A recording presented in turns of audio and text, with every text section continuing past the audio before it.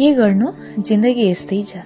Hello guys, welcome back to my another blog. यहाँ हेर्नु न, आज चाहिँ म माने एकदम सब्जी बारीमा छु। माने म मात्रै होइन, आमा र म। किनकि आज जानु थियो मलाई घर, यानि कि माइत। घर जाँदाखेरि चाहिँ अब केही न कुछ त लगिदिन मन लाग्छ नि त नि। त्यही लागि अब घरमा भएको सब्जी चाहिँ मैले टिपेको त सिबी टिपिसकेर आएँ अब बैगुनबारीमा बैगुन टिप्न भनेर। साना खालका बैगुन फलेका छन् चाहिँ, यो चाहिँ सबैको फेभरेट नि त नि। अनि त्यही लागि मैले चाहिँ टिपिदिएँ। त्यति टिपिसकेको बादमा अब फेरि गएँ लाइसागबारीमा। लाइसाग पनि थियो अलिअलि। अब यहाँ हेर्नु न, क्यामेरा राख्न चाहिँ कतितिर हेर्नुपर्छ, कहाँ चाहिँ फिट हुन्छ, कहाँ गर्दा चाहिँ ठिक्क हुन्छ उठ्छ जस्तो खालको त्यो भ्लगरको माने प्रब्लम चाहिँ छँदैछ भने है। अनि गएँ म अब यता लाइसाग टिप्नलाई, क्यामेरा सेमेरा एकदम फिट बनेर। अब लाइसाग त धेरै थिएन, एक मुठी जस्तो। मलाई धेरै मनपर्छ चाहिँ। अनि अहिले अब कसैको घरमा लाइसाग त्यति साह्रो पनि छैन नि त नि, सकिसक्न आँटो। र त्यही लागि मैले चाहिँ मलाई भनेर अब टिपिदिएँ। आजै चाहिँ फेरि मैले यहाँ हेर्नु न, प्यात्तै पारेर चुलमा तेल लगाएकी थिएँ। किनकि भोलिपल्ट धुनु थियो भनेर।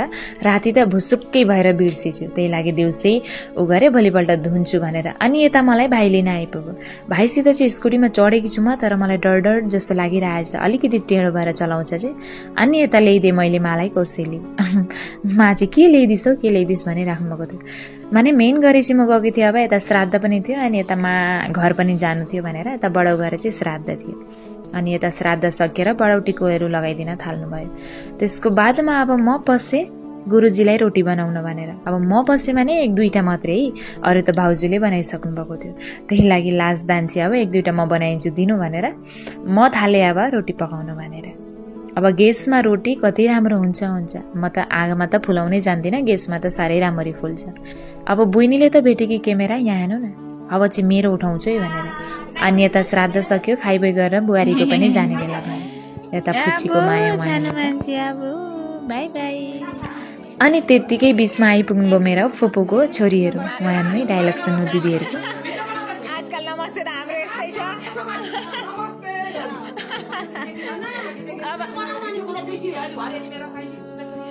अनि अब हाम्रो नमस्ते यस्तै चल्छ, के गर्नु अब।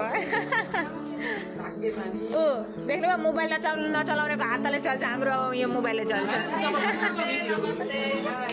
एकछिन चाहिँ दिदीहरूसित गफ मारेँ। त्यसको बादमा म र बहिनी गयौँ दोकानतिर, गलामार दोकानतिर। किनकि मलाई चाहिँ आएको थियो दुईवटा बस्ता, एकदम माने नभेटेर कस्तो भइरहेको थियो। ठिक्क त्यहाँ दोकानमा पाइन्छ भनेर म र बहिनी चाहिँ गयौँ बस्ता किन्न भनेर।